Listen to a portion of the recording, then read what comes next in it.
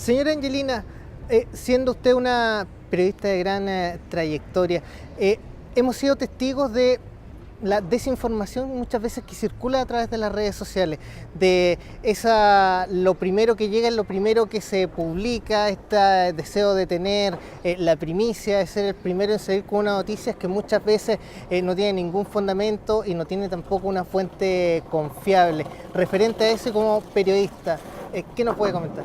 Mira, respecto de ese tema creo que hay dos situaciones. Vamos a ir primero a lo que tú me estás indicando. Fundamentalmente creo yo que lo que tiene que existir, tanto los periodistas como los comunicadores de las radios, de muchas instancias, incluso de las redes sociales, debe ser el rigor. El rigor es como la máxima expresión para un buen desempeño en lo que se refiere a las comunicaciones, porque estamos jugando muchas veces incluso con la honra de las personas. He visto, por ejemplo, cuando se publican fotos, cuando dice fune a este violador, y resulta que después resultó que no era ningún violador, sino que era una pelea personal. Entonces creo que hay que tener mucho cuidado y por lo tanto hay que informarse con las fuentes adecuadas, acudir siempre a la fuente, cotejar y no dejarse llevar solamente por un rumor o por algo que salió en las redes sociales, que hoy día es muy común.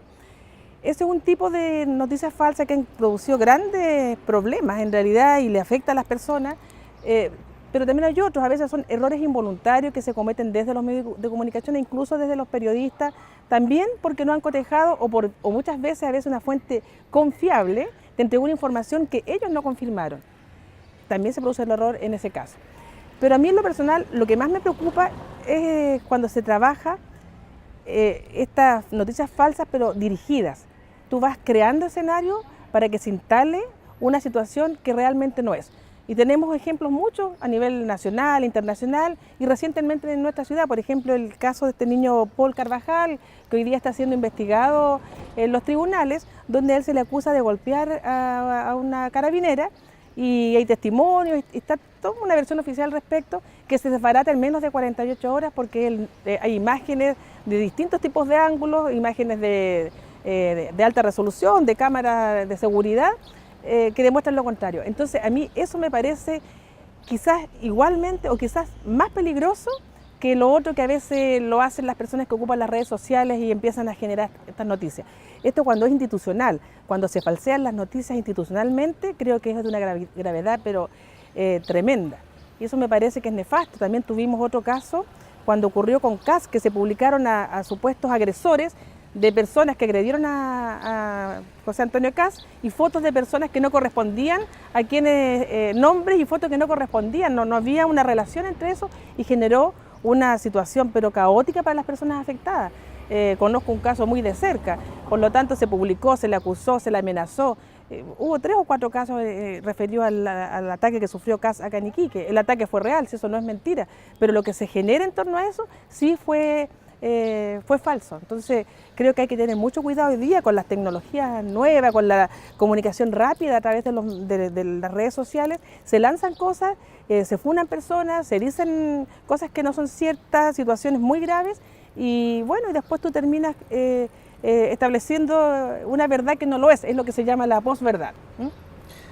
Una posverdad es que finalmente se explica, se dan argumentos, pero en general la ciudadanía queda con la primera impresión.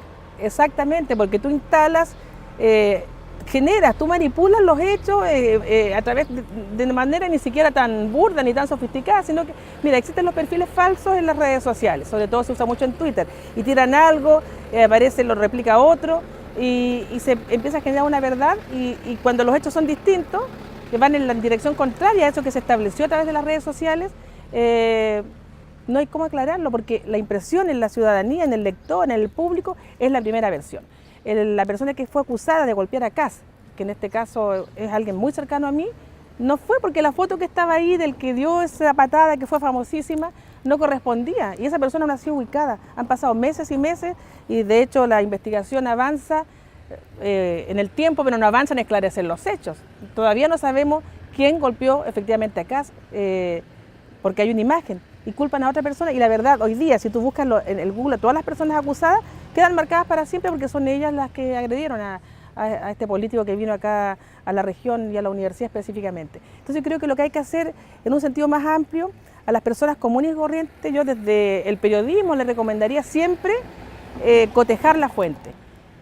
Y a todos nos ha ocurrido, a mí también, que tú puedes dar un retweet o puedes compartir y resulta que te parece tan verídico y no lo es. Entonces es preferible abstenerse cuando te dicen comparta porque hay que funar o comparta porque con esto ocurre lo contrario. No lo hagas si no verifica, tiene que ser una fuente confiable. Y también estar atento a nosotros como ciudadanos, sobre todo en lo que es el acontecer político, cuando nos quieren instalar realidades políticas que no lo son y se están manejando políticamente, pero desde otra dimensión. Entonces yo creo que hay que estar alerta, siempre ser crítico, tener un pensamiento crítico, tener opinión. Esa es otra cosa, si tú tienes una opinión disidente al oficial, no quiere decir noticias falsas, es una opinión personal o una opinión institucional, pero hay que tener cuidado con no caer en las descalificaciones y en las falsedades que son ya intencionadas. Ese sería lo que te puedo decir, no sé si es otro tema. Angelina, ya para despedirnos, ¿de qué forma se debe realmente informar la comunidad? ¿Qué es lo que debe hacer para estar? Hoy día la gente, la ciudadanía consume mucha información, quiere saber todo lo que está ocurriendo, pero algunos tips, algunos consejos para todas las personas. Yo diría que no hay que quedarse solamente con no es que me vaya a contradecir, pero no hay que quedarse solo con las fuentes oficiales, porque hemos visto que las fuentes oficiales también nos mienten. Por lo tanto, nosotros tenemos que ser consumidores críticos de la información, tenemos que siempre estar aplicando el rigor de saber quién es la fuente, buscar la fuente alternativa. Hoy día, por ejemplo, en el caso Catrillanca, en la zona de la Araucanía, la versión oficial pero dicta mucho de ser lo que realmente fue, entonces por lo tanto tú tienes que tener otras fuentes confiables que quizás puede ser lo que es la información alternativa.